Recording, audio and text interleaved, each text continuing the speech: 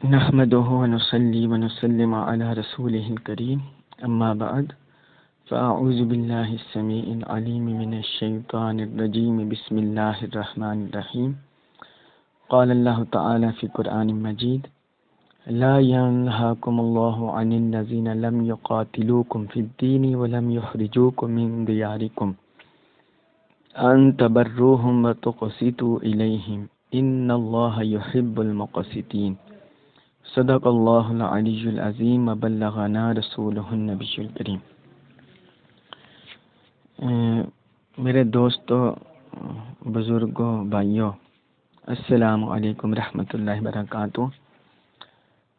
کل سے ایک ڈسکس ہوا کرسمس کے بارے میں۔ اس پر محترم ہمارے پیارے بھائی کاشف منیر بٹ صاحب نے بڑی اچھی گفتگو کی فرام سیالکوٹ، اور حافظ قاری حضرت سعید ہاشمی صاحب نے فرام لندن UK، انہوں نے بہت شاندار گفتگو کی، اور بات جیسے ہمیں ان کے حوالے سے نہیں پتہ چلی، جیسے انہوں نے بتایا کہ وہاں ایک فرقہ کہ عیسائیوں میں ایک فرقہ یونیٹیرین وجود میں آ چکا ہے جو خالصتاً اللہ تعالیٰ کو وحدہ لا شریک مانتا ہے۔ یہ بہت اچھی بات ہے، بہت خوش آئند ہے۔ تو اسی والے سے میں کچھ گزارشات کرنا چاہتا ہوں قرآن و سنت سے۔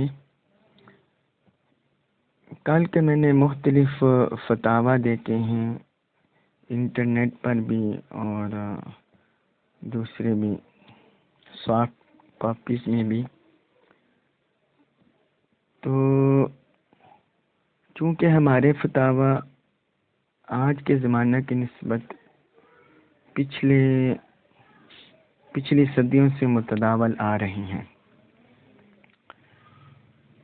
اس وجہ سے ان میں یہ مسئلہ اتنا خاص ڈسکس نہیں ہوا۔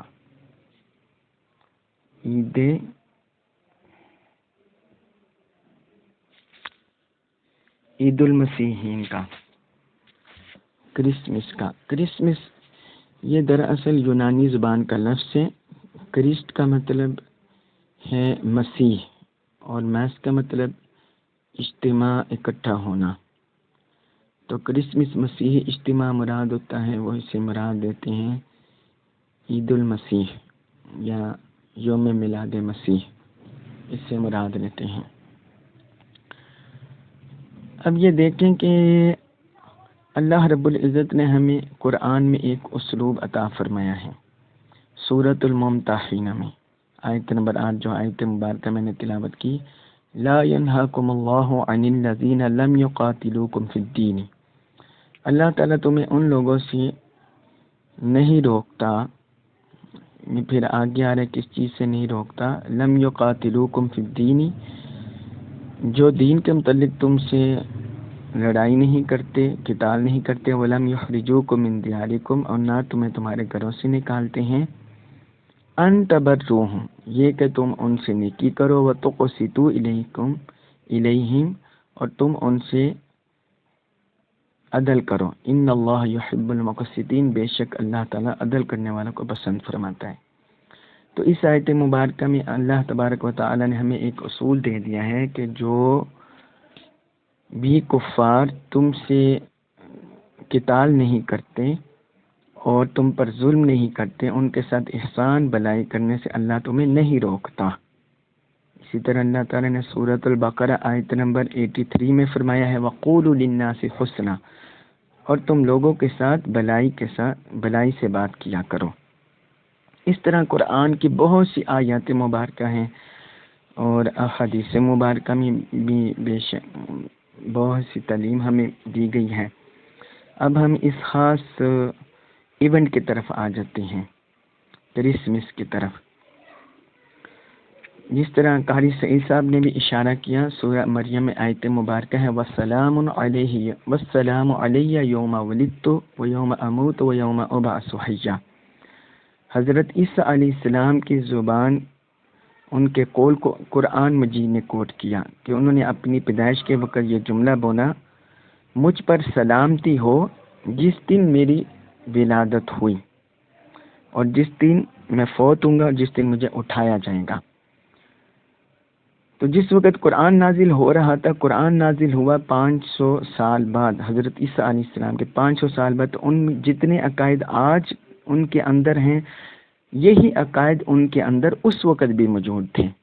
ٹرینیٹی کا عقیدہ یا بعد جو اس سے بھی بڑھ کر معاذ اللہ صرف حضرت حلول مانتے ہیں حضرت عیسیٰ علیہ السلام کو، اور انہی کو خدا کا عقیدہ رکھتے ہیں۔ تو یہ عقائد ان کے اندر یہ خرابیاں موجود تھی اس وقت بھی جب قرآن نازل ہو رہا تھا، لیکن قرآن نے پھر بھی ان کے میلاد پر سلامتی کو ذکر کیا۔ یہ گویا اللہ کی طرف سے ایک کلمہ تہنیت تھا، ایک کلمہ مبروک ہے جو اللہ پاک کی طرف سے قرآن میں کوٹ کیا جا رہا ہے۔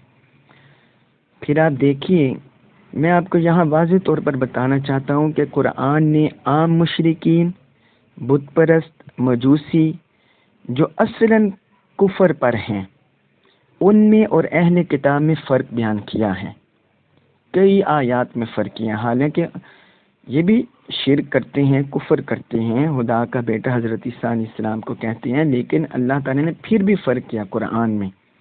اس پر حضور شیخ الاسلام کی کتاب ہے اسلام اور اہل کتاب، وہ انٹرنیٹ پر بھی اویلیبل ہے، minhajbooks.com، تو اگر کوئی ساتھی پڑھنا چاہے وہاں سے مطالعہ کر سکتا ہے۔ تو اس طرح کی شدت ہونے کے باوجود قرآن نے اہل کتاب کی عورتوں سے نکاح کرنا اور ان کے کھانے کو حلال قرار دیا ہے ہمارے لیے۔ اس پر فقہا کی تصریحات بھی ہیں۔ دیکھیں، غیر مسلموں کے ایونٹ اس حد تک اسلام قبول کرتے ہیں، ان کو وش کرنا، سیلیبریٹ کرنا، جس حد تک اسلام کی تعلیمات کے معارض نہ ہوں، متعارض نہ ہو۔ یعنی جو وش کر رہا ہے یا سیلیبریٹ کر رہا ہے وہ اسلام کی حدود کے اندر سیلیبریٹ کرے اور اسلام کی حدود کے اندر وش کرے، تو اس کی اجازت ہے۔ جس طرح قاری صاحب نے کہا کہ ہم انہیں ہیپی یہ برتھ ڈے کہہ دیتے ہیں یا اس طرح، تو یہ چونکہ یہ اب ایک ہیپی برتھ ڈے یہ صرف ایک خاص دین کے ماننے والے، مذہب کے ماننے والے کے لیے یہ فکرہ محسوس نہیں رہا۔ کرسمس ان کا ہے، لیکن یہ فکرہ، یہ جملہ، اس طرح کے بولنا، یہ اب کسی ایک خاص مذہب کے ماننے والے کے ساتھ نہیں۔ بت پرست بھی یہ بولتے ہیں، مشرک بھی یہ جملہ بولتے ہیں، مسلمان بھی بولتے ہیں، مجوسی بھی بولتے ہیں، سارے بولتے ہیں۔ تو کسی بھی خاص مذہب کے ماننے والے کا شعار وہ ہوتا ہے جو اس کی پہچان ہو، کہ جب وہ بندہ بولے تو فوراً ذہن اسی کی طرف جائے۔ تو اس طرح وش کرنا بالکل جائز ہے، اس میں کوئی ممانعت نہیں ہے، لیکن یہ بھی یاد رکھا جائے کہ یہ ہر مسلمان پر یہ واجب نہیں ہے، نہ لازم ہے نہ واجب ہے، بلکہ یہ ایک مستحبات میں سے ہیں، کہ جہاں کوئی ایسی کمیونٹی ہے، جس طرح قاری صاحب نے بتایا کہ وہاں چونکہ اس طرح کے ماحول ہیں یو کے میں یا اور بعض علاقوں میں پاکستان میں آبادیاں ہیں جہاں مسلم غیر مسلم کا اس طرح ہوتا ہے، تو اس موقع پر کسی کو وش کرنا اس طرح وہ جائز ہے۔ عام مسلمان کے لیے یہ جائز نہیں ہے کہ وہ کرسمس کے میسج کرتا رہے اور اس طرح کرتا رہے، یہ جائز نہیں۔ اب میں آپ کو مزید کچھ دلائل اس پر دے دیتا ہوں احادیث مبارکہ سے، کہ دیکھیں جس وقت حضور علیہ السلام مدینہ طیبہ تشریف لے جانے سے پہلے قریش مکہ زمانہ جاہلیہ سے وہ یوم عاشوراء کا روزہ رکھتے تھے، تو آقا علیہ السلام بھی ان کے ساتھ روزہ رکھا کرتے تھے۔ اور پھر یہی یہ امام بخاری نے کتاب الصوم میں روایت کیا ہے، امام مسلم نے کتاب الصیام میں روایت کیا ہے، پھر امام بخاری نے صحیح میں حضرت عائشہ صدیقہ رضی اللہ عنہ سے روایت کیا ہے کتاب الحج میں، کہ اہل عرب رمضان کے روزے فرض ہونے سے پہلے یوم عاشوراء کا روزہ رکھتے تھے، کہ اس دن کعبہ پر غلاف چڑھایا جاتا تھا۔ پھر جب اللہ تعالیٰ نے رمضان کے روزے فرض کر دیے تو آپ صلی اللہ علیہ وسلم نے فرمایا تم میں سے جو اس دن روزہ رکھنا چاہے وہ رکھ لے، اور جو ترک کر دینا چاہے وہ ترک کر دے۔ تو زمانہ جاہلیت سے یہ ایک روش چلی آ رہی تھی. ان کا ایمان تھا، وہ بڑے ذوق شوق سے یہ کسوۃ القعبہ کی تقریب منعقد کرتے تھے اور اس میں روزہ رکھتے تھے. تو آقا علیہ السلام بھی ان کے ساتھ شامل ہو جاتے اور حضور علیہ السلام خود بھی روزہ رکھتے. یہ زمانہ جاہلیت کی بات ہے. پھر آپ آ جائیں، جس وقت آپ صلی اللہ علیہ وسلم مدینہ طیبہ تشریف لے آئے تو وہاں آپ نے دیکھا کہ مدینہ کے یہودی جو ہیں وہ روزہ رکھتے تھے اس دن یوم عاشور کو. یہ بھی احادیث مبارکہ صحیح بخاری کتاب الصوم میں ہے، صحیح مسلم کتاب الصیام میں یہ احادیث مبارکہ موجود ہیں. حضرت ابو موسیٰ اشعری رضی اللہ عنہ سے روایت ہے، کان یوم عاشوراء یوما تعظمہ الیہود وتتخذہ عیدا فقال رسول اللہ صلی اللہ علیہ وسلم صوموہ انتم، کہ یہودی یوم عاشوراء کی تعظیم کرتے تھے اور اسے عید کے طور پر مناتے تھے. تو آپ رسول اللہ صلی اللہ علیہ وسلم نے فرمایا مسلمانوں کو تم بھی اس دن روزہ رکھو. جس طرح مسلمان ہی روزہ نہیں تھے رکھتے. صحیح مسلم میں یہ حدیث کے الفاظ موجود ہیں، کان اہل خیبر یصومون یوم عاشوراء یتخذونہ عیدا ویلبسون نساءہم فیہ حلیہم وشارتہم. اہل خیبر یوم عاشور کا روزہ رکھتے اور اسے عید کے طور پر مناتے تھے. اس دن وہ اپنی عورتوں کو خوب زیورات پہناتے، ان کا بناؤ سنگار کرتے. تو رسول اللہ صلی اللہ علیہ وسلم نے فرمایا تم بھی اس دن روزہ رکھا کرو. اب دیکھیں یوم عاشور کو اہل خیبر کے یہودی روزہ رکھتے تھے اور اس کی تعظیم کرتے تھے. تو آقا علیہ السلام نے کیا فرمایا کہ تم بھی اس دن روزہ رکھو. یہ یعنی جو قاری صاحب نے بیان کیا، غیر مسلموں کا انٹریکشن کرنا، ان کے ساتھ ملانا. اور آپ صلی اللہ علیہ وسلم نے چونکہ اس میں ایک حد بھی قائم کی، آپ صلی اللہ علیہ وسلم نے بعض احادیث میں فرمایا نحن اولا بموسیٰ منکم، کہ ہم موسیٰ علیہ السلام کے تم سے زیادہ حقدار ہیں. آپ صلی اللہ علیہ وسلم نے یہ بھی ارشاد فرمایا کہ ہم موسیٰ علیہ السلام سے تم سے زیادہ حقدار ہیں. پھر آپ دیکھیں میلاد عیسیٰ پر جب ہم آ جائیں تو حضور علیہ السلام جس وقت میلاد شریف ہوا، آپ صلی اللہ علیہ وسلم میراج شریف، آپ میراج پر تشریف لے گئے تو راستے میں بیت اللحم ایک جگہ آئی. تو وہاں آپ صلی اللہ علیہ وسلم نے بیت المقدس کے قریب، تو وہاں آپ صلی اللہ حضرت جبرائیل علیہ السلام نے باقاعدہ براق وہاں روکا. آپ صلی اللہ علیہ وسلم نے عرض کیا آپ اتری یہاں نماز پڑھیے. جب حضور نے نماز پڑھ لی تو انہوں نے کہا آپ کو پتہ ہے آپ نے کہاں نماز پڑھی ہے؟ یہ دراصل امت کی تعلیم کے لیے. فرمایا صلیت ببیت لحم حیث ولد عیسیٰ علیہ السلام، آپ نے اس جگہ نماز پڑھی ہے بیت اللحم میں جہاں حضرت عیسیٰ علیہ السلام کی پیدائش ہوئی تھی. تو ہمارا دین تو یہاں تک.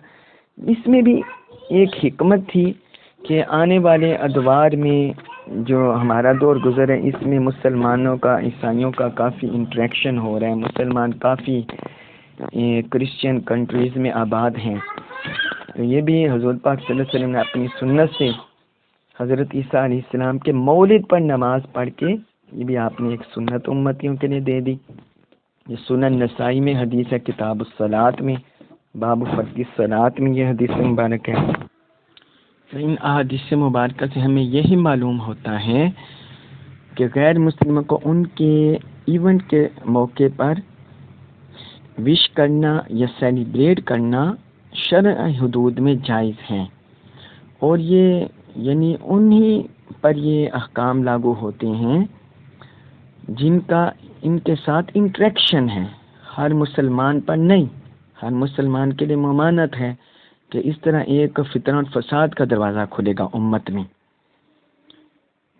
تو اس پر فتاوی عالمگیری کا ایک حوالہ آپ کو دے دیتا ہوں.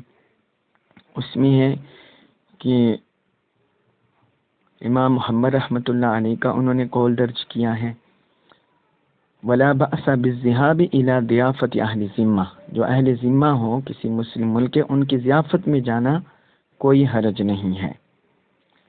اسی طرح اسی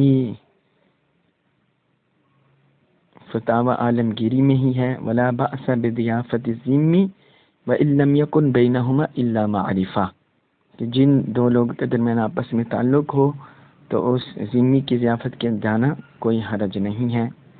یہ بھی فتاوی عالمگیر جلد 5 صفحہ 347 میں درج ہے۔ اسی طرح آپ احباب یہ بھی جانتے ہیں کہ حضور علیہ الصلوۃ والسلام کے پاس بعض غیر مسلموں کی طرف سے ہدایہ آتے تو آقا علیہ السلام ان کو قبول فرما لیا۔ یہ بھی ہمیں پتہ ہے، کسریٰ کی طرف سے آیا، حضور علیہ السلام نے قبول فرمایا، کیسر کی طرف سے آیا، پھر نجاشی کی طرف سے بھی غالباً، تو آپ صلی اللہ علیہ وسلم نے قبول فرما لیے۔ تو یہ دراصل ایک حسن اخلاق کی ایک قسم ہے، ایک صورت ہے۔ تو وہ جو البحر الرائی کا حوالہ حافظ نسیم نقشبندی صاحب نے جو دیا، میں نے اس پر بھی عبارت دیکھی ہے۔ وہ دیکھیں، یہ نیروز کی بات ہو رہی ہے، مجوسیوں کے رسم جو ایون نیروز جو ہر سال کے شروع میں وہ مناتے ہیں، تو اس میں امام ابن نجیم حنفی نے بالکل واضح بات کی ہے۔ وہ فرماتے ہیں کہ اس کے پیچھے سے عبارت چلی آ رہی ہے، یہ کفر کے بارے میں ہی آ رہی ہے کہ کون سے، تو وہاں انہوں نے کہا کہ اگر کوئی شخص یہ کہے کہ جو کفر کے معاملات ہیں، کفر کے عقائد وغیرہ، وہ جو کچھ تم کہہ رہے ہو مسلمانوں کو کہیں وہ بہتر ہیں، تو اس پر وہ کہتے ہیں کہ بعض لوگ کہتے ہیں کہ مطلقاً یہ کفر ہو جائے گا، اور قاضی فقیہ ابو اللیث سمرقندی نے کہا ہے کہ جب وہ تحسین کفر کے اچھا ہونے کے، اسلام سے اچھا ہونے کے جب قصد کرے، نیت کرے، صرف معاملے کے برا ہونے کا نہیں، جب کفر کو باقاعدہ کفر کو اچھا سمجھے ایمان سے، تو پھر وہ ہوگا کفریہ جملہ۔ اور اسی طرح وہ کہتے ہیں کہ نیروز پر جو بندہ جاتا ہے اور ان کے ساتھ، یہ عبارت دیکھیں واضح ہے، والموافقت معہم فیما یفعلون فی ذلک اليوم، کہ ان کے ساتھ وہی کچھ کرتا ہے جو کچھ وہ کرتے ہیں، ان کی موافقت کرتا ہے بالکل، تو پھر وہ کفر ہوگا۔ وبشرائہ یوم النیروز شیء لم یکن یشتری قبل ذلك تعظیما للنیروز لا للاکل والشرب، اور نیروز کے دن چیزیں خریدتا ہے جو اس سے پہلے نہیں خریدی تھی، نیروز کی تعظیم کے لیے، کھانے پینے کے لیے نہیں۔ تو ظاہراً بات ہے، جب کوئی مسلمان اس طرح کرسمس کے موقع پر بھی کرے گا تو اس کا مطلب ہے وہ اسلام کی حدوں کو پھلانگ رہا ہوتا ہے، یعنی جو انہی کی طرح وہ درخت بنائے گا اور انہی کی طرح سارا کرے گا، وہ کرسیاں جیسا وہ بتایا کاشف منیر صاحب نے بھی، اگر اس طرح کرے گا تو ظاہر بات ہے ان کی حساب میں شامل ہو رہا ہے، تو پھر کفر ہوگا، یہ ان کی عبارت کے مطابق۔ اور اسی طرح اگر تعظیم کے لیے اسے باقاعدہ وہ کیا کہتے ہیں، کوئی انڈا بھی کسی نے دے دیا اس یوم کی تعظیم کرتے ہوئے، تو وہ بھی کہتے ہیں وہ بھی کفر میں شامل ہو جائے گا۔